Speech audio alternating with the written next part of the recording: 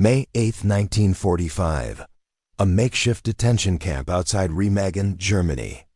The sound of American typewriters clicking in the command tent. They had rehearsed their defenses, practiced their silences, prepared for interrogation, punishment, perhaps worse. The German women prisoners, factory workers, nurses, communication operators, even a few Luftwaffe auxiliaries sat in rows on the muddy ground, waiting for what they believed would be judgment. What they got instead would shatter every certainty they'd built during 6 years of total war. Not through cruelty, but through something far more disorienting.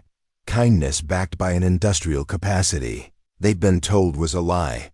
The Third Reich had many failures, but perhaps none more complete than its inability to prepare its people for the reality of American abundance.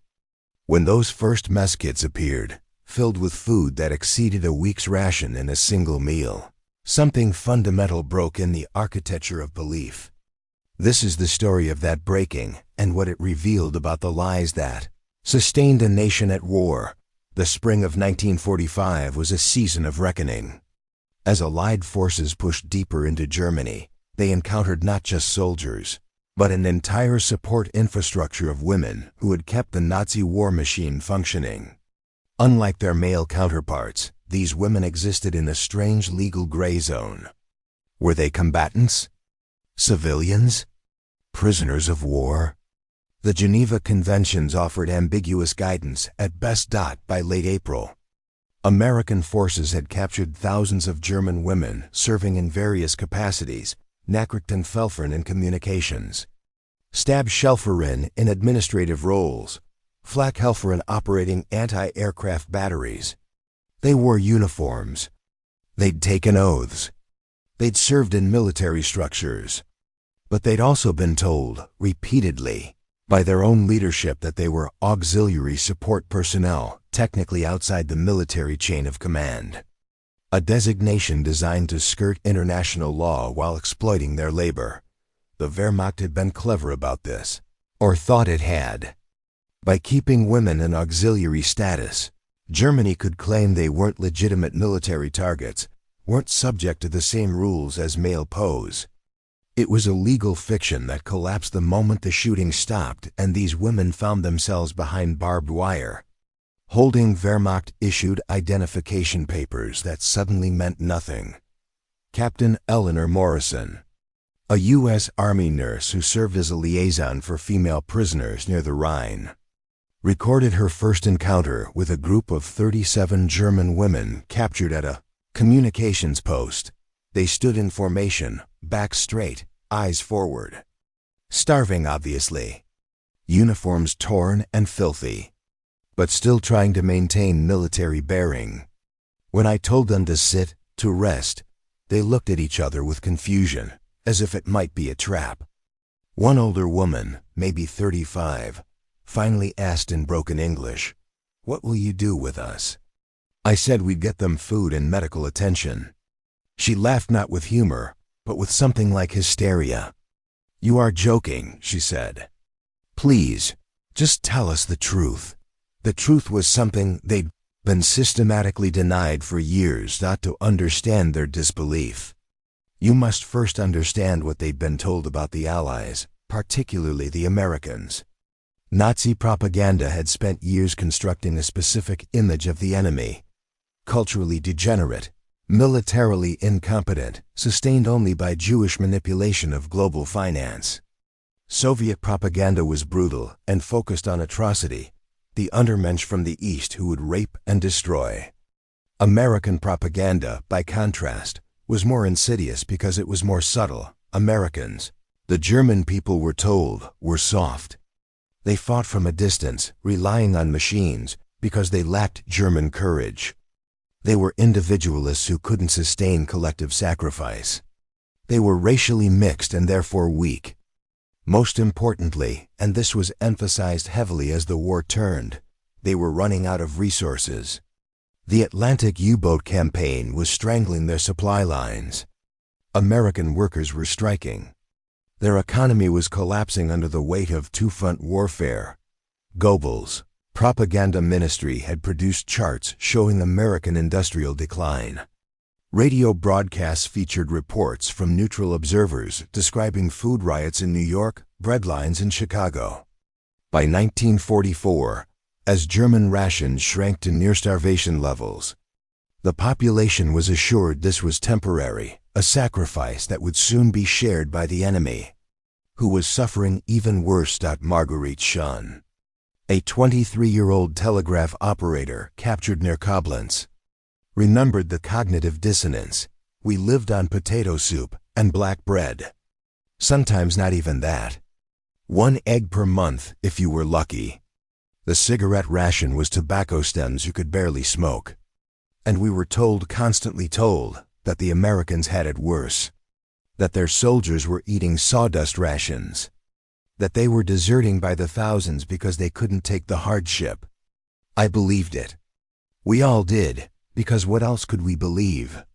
To think otherwise meant everything we'd endured was for nothing.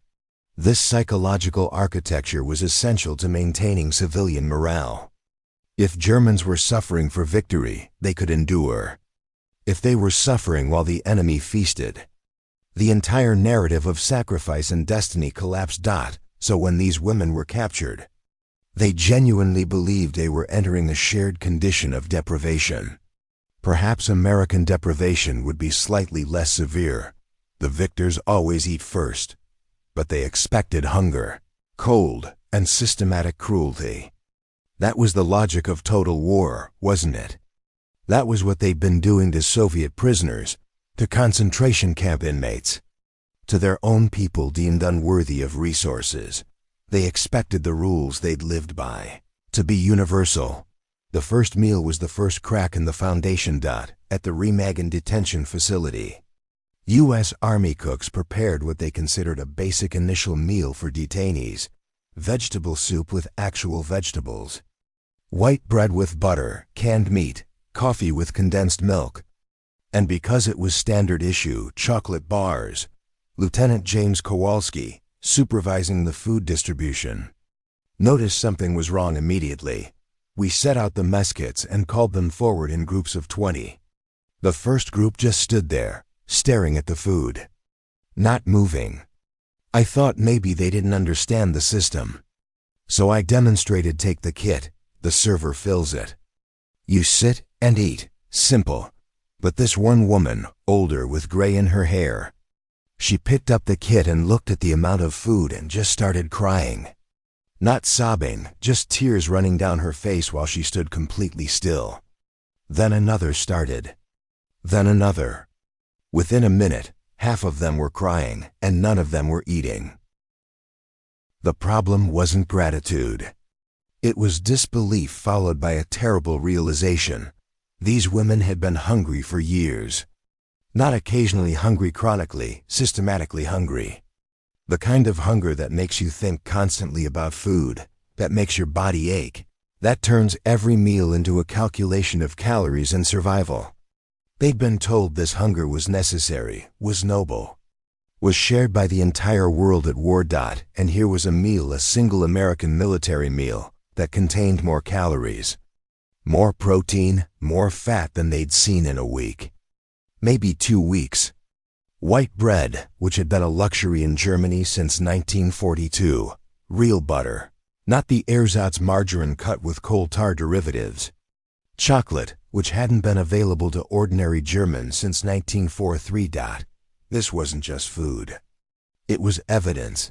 Evidence that they'd been lied to, systematically and completely, about the most basic facts of the war.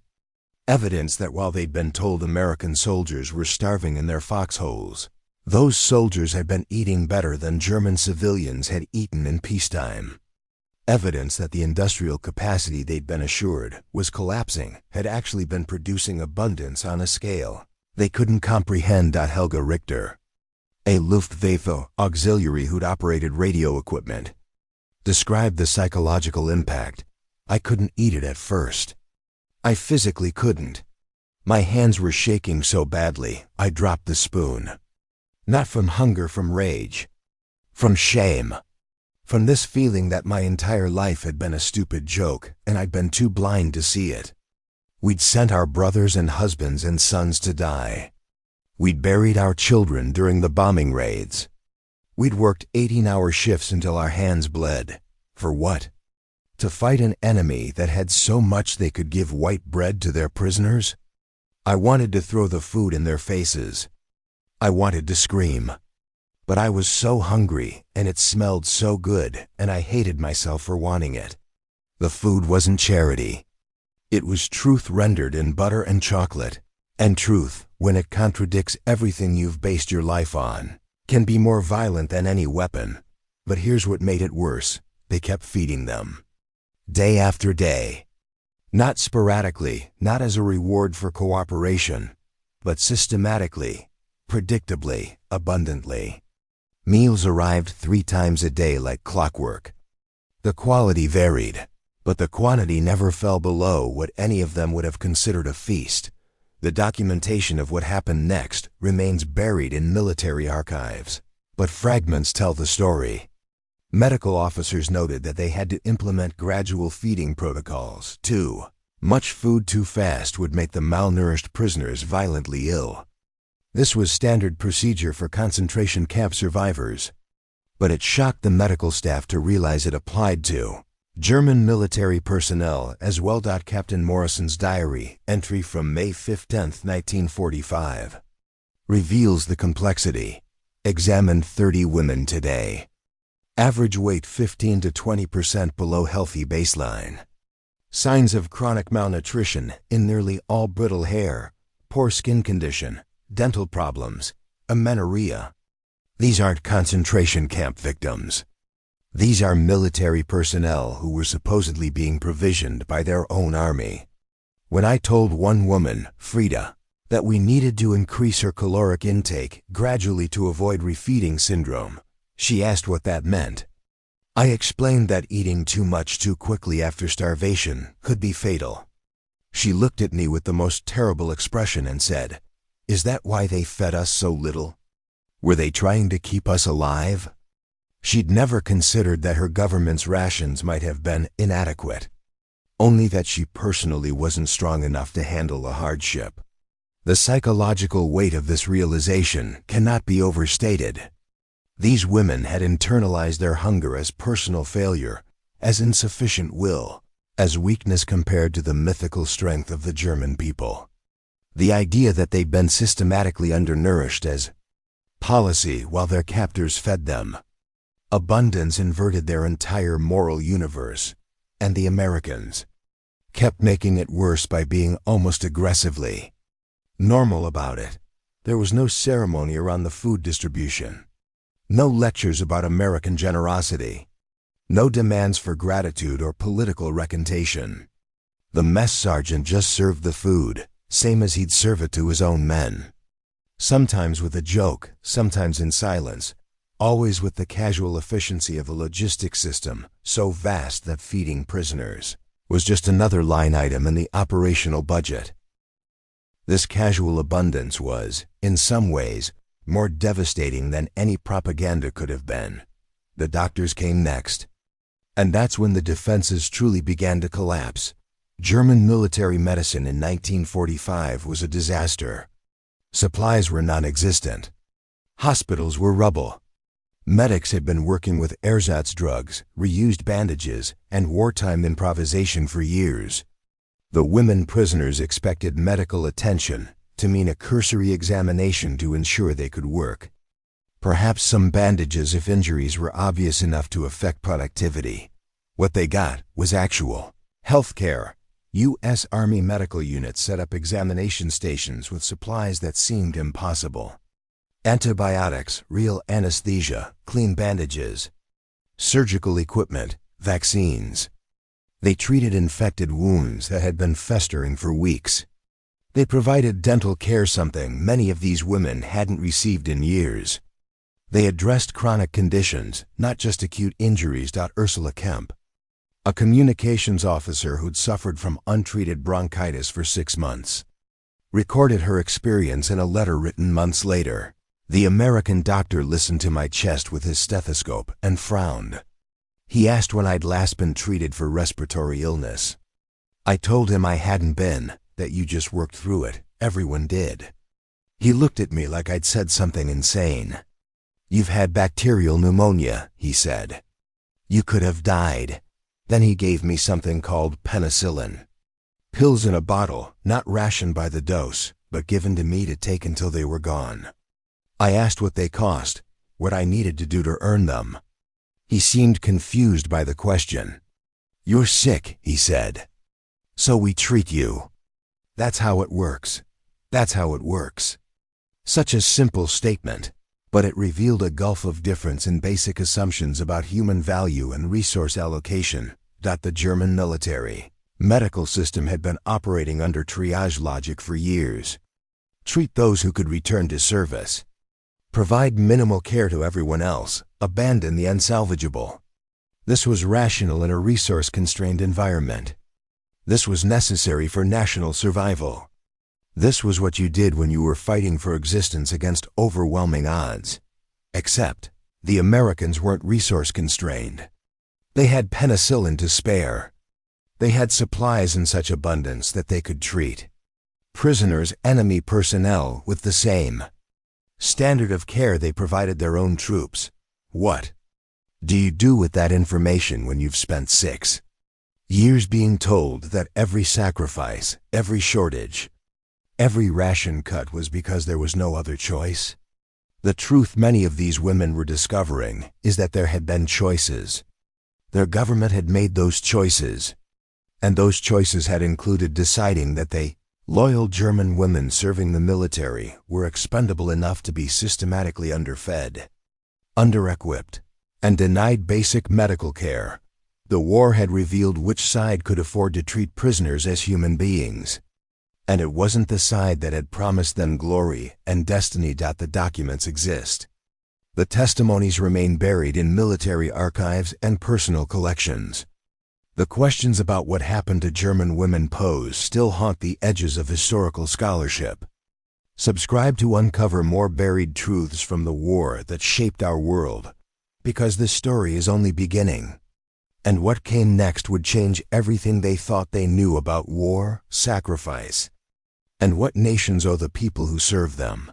But there's more to this story than just food and medical care. There was the moment when physical abundance translated into psychological transformation when being treated with basic humanity became more subversive than any propaganda leaflet around. The 3rd week of captivity. Something shifted in the camps holding German women POWs. The initial shock had worn off. Bodies were recovering from malnutrition. Medical conditions were stabilizing. And in that space between crisis and routine, something more dangerous than physical comfort emerged. Time to think. American policy regarding POWs was governed by the Geneva Conventions, which the U.S. took seriously even when its enemies did not. Prisoners were to be housed adequately, fed sufficiently, protected from violence, and crucially not subjected to forced labor beyond basic camp maintenance. They were to receive mail, access to religious services, recreational opportunities, for German women who'd spent years in a system that extracted maximum productivity from every person. This was incomprehensible. Anneliese Bauer, a factory administrator captured near Heidelberg, described the confusion. They told us we didn't have to work. We could, if we wanted to help in the kitchens, do laundry, things like that, but it wasn't required. At first, I thought it was a test. See who was lazy, who lacked discipline, then punish them. So I volunteered for every work detail, stayed busy constantly. But after a week, I noticed the American guards didn't care. Some women worked, some didn't. Nobody was punished. Nobody was even judged. And the women who didn't work, they got the same food, the same medical care, the same everything. I couldn't understand it. What was the point of the camp if not to extract labor? The point, it turned out, was just to hold them until the war's administrative aftermath could determine their status. Nothing more. This idleness was destabilizing in ways that hunger hadn't been. When you're starving, your thoughts narrow to survival. When you're fed, clothed, and safe, your thoughts expand to meaning. And for these women, the question of meaning was becoming unbearable. They'd sacrificed years to the war effort. They'd endured bombing raids, food shortages, the loss of loved ones. They'd been told this suffering was necessary, was noble, was the price of defending the fatherland against enemies who wanted to destroy everything German. They believed that on the other side of this sacrifice was either victory and vindication or defeat and martyrdom. What they hadn't prepared for was defeat and indifference. Americans didn't seem to hate them, didn't seem particularly interested in them at all, beyond the administrative requirement to process them humanely. There were no revenge killings, no systematic abuse, no passionate speeches about German war crimes. Just bureaucratic efficiency and a kind of tired professionalism from men who wanted to go home. This lack of emotional investment was, perversely, more invalidating than hatred would have been. Hatred would have confirmed that they'd been important enemies, worthy of strong feeling. This casual processing, you were on the wrong side, we won. Here's your 3 meals a day while we figure out paperwork reduced. 6 years of total war commitment to an administrative inconvenience. Christa Vogel, who'd served as a telegraph operator, wrote about this in a memoir published decades later. I wanted them to be angry with us, to accuse us, to make us answer for what Germany had done. At least then, there would have been a conversation, a confrontation, something that acknowledged the magnitude of what had happened. Instead, we got polite disinterest. Young American soldiers who didn't know where Germany was on a map, didn't care about our politics, just wanted to finish their shift and write letters home. We'd been told we were fighting for the future of civilization. And here we were, not even important enough to hate. It was into this psychological vacuum that the chocolate bars became totemic. Hershey's Tropical Bar. Specifically, a modified version designed not to melt in high temperatures. Ironically perfect for the cool spring of defeated Germany. American soldiers had them in such abundance that they gave them away casually, absently. The way you might share a cigarette, the first time a GI tossed a chocolate bar to a group of German women prisoners without comment, without ceremony, without even seeming to notice he was doing it. Something fundamental shifted. This wasn't a negotiation or a reward. It was just a snack, so unremarkable to him that he could give it away to the enemy without thinking twice. The symbolism wasn't lost on the women. Chocolate, real chocolate, had been a luxury item unavailable to ordinary Germans since 1943. It represented everything the war had taken from them: sweetness, abundance, the small pleasures of peacetime life. And here it was, being distributed by their captors with such casual plenty that individual bars had become disposable. Greta Hoffman collected chocolate bar wrappers. She kept them in her uniform pocket, smoothing them out carefully, preserving them like documents. When asked why by a camp interviewer conducting social research, she said, "Because I need to remember this was real, that the abundance wasn't a fever dream. Because when I get home, if I get home and try to tell people what it was like, they won't believe me. They'll think I'm exaggerating or collaborating with the enemy or broken by captivity. But I'll have these wrappers. Physical proof that we fought a war against a nation that could afford to give chocolate to its prisoners." The wrappers became a kind of alternative currency in the camps, not for trading, but for meaning-making. Women collected them, analyzed them, discussed them endlessly. The English text was scrutinized like sacred scripture. Hershey's Chocolate, Tropical Bar, U.S. Army. Simple words that represented an industrial and agricultural system so robust it could produce specialized candy for military distribution. Some women refused the chocolate entirely. Inge Mueller, a diehard party member who'd volunteered for military service, threw her first bar on the ground, ground it into the mud with her boot. "I won't be bought," she said. "I won't be corrupted by their capitalism." But she was in the minority, and even her resistance was telling. She didn't refuse the food in general. That would have been suicidal. She refused the chocolate specifically because it was symbolic, because it represented something more threatening than nutrition. It represented a worldview she couldn't afford to accept, that maybe the enemy had been right about some things. That maybe abundance was possible without conquest. That maybe the American system she'd been taught to despise had created something the Third Reich, for all its promises, could never match. By June, even Ing was eating the chocolate. Not with pleasure, but with the grim recognition that ideology doesn't fill an empty stomach, and symbols don't change facts. The mail service was when the final psychological walls began to crumble. Under Geneva Convention rules, posts were entitled to send and receive letters. The American military set up postal services for the prison camps with the same efficiency they applied to everything else. Prisoners could write home censored letters, of course, but real communication nonetheless. For many of these women, this was the first time they'd been able to contact their families in months. The last chaotic weeks of the war had severed most communication networks. They didn't know if their parents were alive, if their homes still existed, if their children had survived the bombing and the Soviet advance. What they discovered in those letters was almost worse than silence. The mail that came back painted a picture of Germany in absolute collapse. Not just military defeat, but systematic destruction of the infrastructure that sustained life. No food distribution system. No functioning government. Cities reduced to rubble with civilians living in basements and subway tunnels. The Soviet occupation in the East bringing its own horrors, mass rape, arbitrary executions. The deportation of women and girls to labor camps in Russia, compared to what their families were enduring.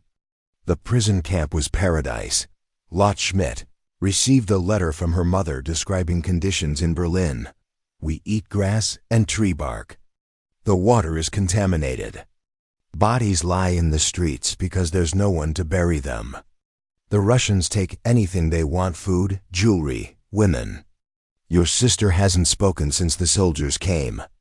We pray for death, but God ignores even that. If you are safe, if you have food, stay where you are. There is nothing to come home to." The guilt was paralyzing.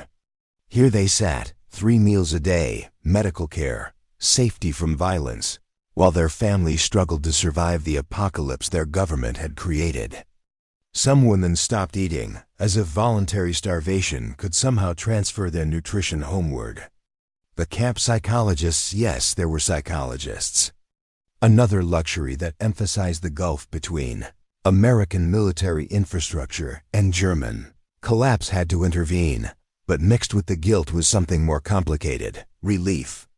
Shameful, selfish relief that they were here and not there. That they had been captured by Americans and not Soviets. That their punishment for serving the Third Reich was abundance rather than retribution. And underneath that relief was the most dangerous thought of all. Maybe losing hadn't been the worst thing that could happen to them. The transformation wasn't uniform. Some women clung to Nazi ideology despite everything. Or perhaps because of everything, admitting they'd been wrong would mean admitting they'd wasted their youth on a lie. Others had never been true believers, just survivors doing what was necessary. And they adapted to new circumstances with the same pragmatism. But for many, something fundamental had broken and couldn't be repaired. Keith Werner, a nurse who'd served in field hospitals, tried to articulate it in an essay she wrote for a camp newsletter. Yes, the Americans allowed prisoners to publish newsletters. Another surreal detail: we were told we were fighting for our families, for our homeland, for civilization itself. We were told the enemy wanted to destroy us, that we had no choice but victory or annihilation. We believed this because the alternative, that we were dying for nothing, that our leaders had condemned us to pointless suffering, was too terrible to consider. But now I understand that the choice was never victory or annihilation. The choice was between a government that valued its people and one that consumed them. We chose wrong. Or rather, the choice was made for us, and we were too indoctrinated to see it. This realization created a strange dynamic in the camps.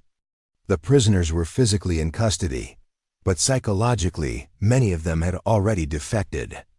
Not to American ideology necessarily. Most were too exhausted and traumatized for political conversion. But they defected from the belief that their sacrifice had been meaningful. The Americans, with their characteristic pragmatism, recognized this and began to exploit it. Not cruelly, but strategically. They brought in German-speaking interviewers, many of them refugees who'd fled Nazi Germany in the 1930s. These interviewers conducted what were essentially oral histories, asking the women to describe their experiences, their thoughts, their gradual loss of faith in the regime. The interviews were ostensibly for intelligence purposes, understanding how the German military had functioned, identifying war criminals, mapping out the administrative structure of the Third Reich, but they also served a psychological function, giving the prisoners permission to articulate doubts they'd been suppressing for years. Frieda Hartmann, interviewed in July 1945, told her interviewer, "The moment I knew we'd lost wasn't when the Americans came. It was 6 months earlier, when they reduced our bread ration again, and the officer said it was temporary, just until the wonder weapons changed the course of the war." I'd heard that same speech a dozen times. The wonder weapons that were always coming, the counteroffensive that was always being planned, the secret diplomacy that would split the Allies. All lies, but I pretended to believe because what else could I do? Admit that my brother died for a lie? That my 2 years of 16-hour workdays served a government that was planning to lose all along? It was easier to pretend. Until I couldn't anymore. Until the Americans fed me white bread and I realized the wonder weapon had always been their factories, their farms, their system that could produce. So much they didn't have to lie to their people about where the next meal was coming from. These interviews were later compiled into research files that remained classified for decades. The information they contained was too destabilizing, too useful as propaganda that could undermine any future German militarism. But fragments have emerged over the years, and they paint a picture of mass ideological collapse driven not by political argument, but by the simple material fact of American abundance. By late summer 1945, the American military faced a new problem: what to do with thousands of German women prisoners who'd been thoroughly fed, medically treated, and psychologically processed, but couldn't be safely released into a Germany that barely existed as a functioning society. The solution was a gradual repatriation process that involved education, vocational training, and what would now be called de-radicalization programming.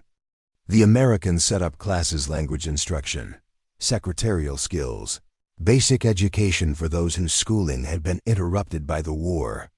They screened for Nazi Party officials and war crime suspects.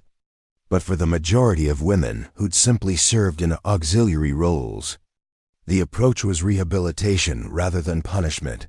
This pragmatism was, again, deeply unsettling for people who'd expected justice to be absolute and punishment to be severe. Hild Brandt, who'd worked in a military communications center, attended a typing class run by American WWII's Women's Army Corps. They taught us how to use American typewriters, how to format business letters, how to take dictation. Skills for a peacetime economy that didn't exist yet. When I asked why they were bothering to train us, the instructor said, "Because Germany will need to rebuild, and rebuilding needs skilled workers, not as punishment, not as forced labor, as investment in a future where we'd be something other than defeated enemies." I couldn't reconcile it. We'd helped operate the military that killed American soldiers, and they were training us for office jobs. The contradiction was the point. though the Americans probably didn't articulate it this way. By treating German prisoners as human beings with potential futures, they were demonstrating that the American system could afford to be magnanimous. That victory didn't require vengeance. That there was enough food, enough resources, enough possibility to include even the defeated. This was soft power deployed at the individual level. And it was devastatingly effective. When women were finally released and returned to Germany in late 1945 and early 1946, they carried with them memories that would shape the post-war period in ways American policymakers couldn't have fully anticipated. They became living arguments against any future militarism. Not because they'd been brutalized, but because they'd been shown an alternative. In interviews conducted in the 1970s and 1980s, elderly women who'd been prisoners described their captivity with a complex mixture of emotions: shame at having served the Nazi regime, gratitude for American treatment, anger at German leadership for the lies they'd been fed, and a kind of melancholic what-if wondering. What if Germany had built an economy of abundance rather than conquest? What if their leaders had valued their lives as much as the Americans had valued the lives of their prisoners? The epilogue to this story is written in the Germany that emerged from the ruins. The women who'd been prisoners carried their Hershey bar wrappers and their memories of white bread into a new society. Many of them became advocates for reconciliation, for democracy, for integration with the West. They raised children with stories about the camp guards who'd shared their chocolate, the doctors who'd treated their infections, the system that could afford to be kind. This wasn't universal trauma, and ideology don't erase themselves completely. But it was common enough to matter.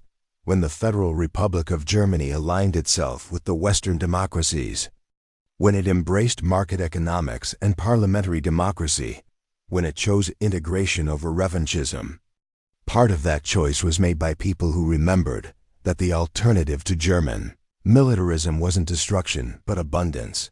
The chocolate bars had been more subversive than any propaganda leaflet. The medical care had been more persuasive than any political speech. The casual, bureaucratic kindness of a military system that could afford to treat its enemies as human beings had accomplished what occupation and punishment never could. It had demonstrated that another way was possible, but there's a darker undercurrent to this story that demands acknowledgement. The same American military system that treated German women POWs with relative humanity was simultaneously operating under Jim Crow segregation. Black soldiers who'd fought to liberate Europe returned home to lynchings and discrimination. Japanese Americans had been imprisoned in concentration camps while their sons fought in Europe. Native Americans served in a military that had historically attempted to destroy their cultures. Abundance that so impressed German prisoners was built on a system that excluded and exploited millions of Americans based on race. This doesn't negate the experiences of the German women or invalidate their realization that they'd been lied to, but it complicates the narrative. American generosity to German prisoners was real, but it existed within a larger structure of American racism that was equally real. Some of the German women recognized this. Edith Klein, who'd been imprisoned near Munich, noticed that the black soldiers who sometimes guarded the camps were housed separately, ate in different mess halls, were subject to different rules than their white counterparts. I asked one of the white guards about it, she recalled. He got very uncomfortable and said that's just how things were, that I wouldn't understand. But I did understand. I understood that every system, even generous ones, can carry cruelty within them. That abundance doesn't automatically mean justice. This recognition didn't make the German experience less transformative, but it added a layer of moral complexity. The Americans had demonstrated that prosperity without conquest was possible. But they'd also demonstrated that prosperity doesn't automatically lead to equality. The German women took different lessons from this. Some saw it as vindication. See, everyone has problems, no system is perfect. What we did wasn't so different. Others saw it as a warning that building a just society requires more than material abundance. That the work of moral progress never ends. In the decades that followed, the story of German women POWs largely disappeared from public memory. It didn't fit neat narratives. They weren't quite victims. They'd served the Nazi regime voluntarily in most cases. They weren't quite perpetrators. Most of them hadn't participated in atrocities directly.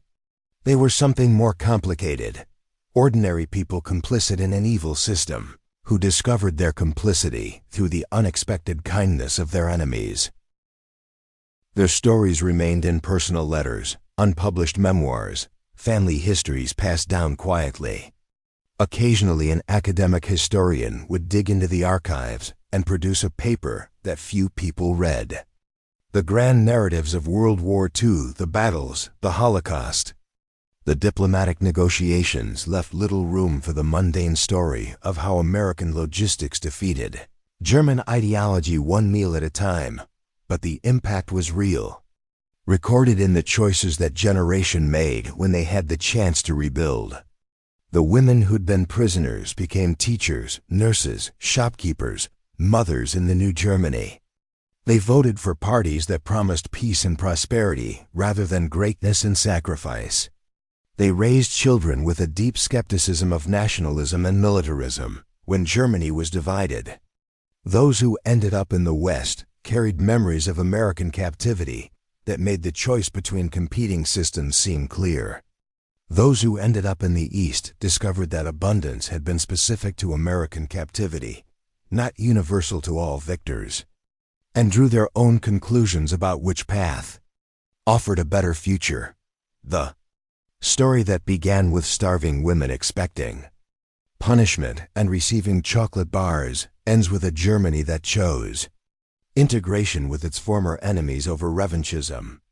That choice had many causes: political calculation, economic necessity, Cold War pressures, but underneath those structural factors were millions of individual decisions, shaped by personal experiences, and for thousands of women.